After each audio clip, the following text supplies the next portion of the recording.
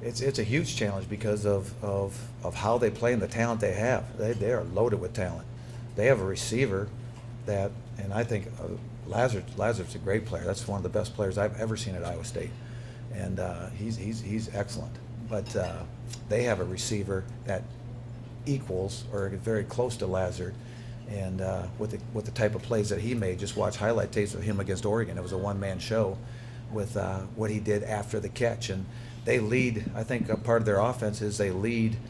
They're like eighth in the country in yards after catch as far as the amount of yards they make after the first initial hit, because they break tackles and they get downfield and they make things happen, and then they wear you down. A lot of that is they wear you down, and they try to go fast too, and they spread you out and get the ball out quick, and they've got good enough people to make you miss in space. So yeah, we've got this is one of the tougher challenges.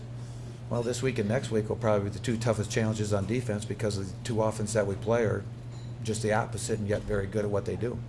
With that, how hard is it going to be for your offense to keep up with that, and given how it struggled against Iowa State? That's a huge concern, because we got to get off the field, because it ties to special teams. All the defensive players are on special teams, so no production on offense. Thus, your defense is out there to hold the line and keep you in the game, and yet your special teams is made up of your defensive players. So there's wear and tear over 4 quarters, and I kind of told you guys about that before. That's been my concern from the get-go is how we perform, particularly later in the game on defense, because that's where the wear and tear will show up.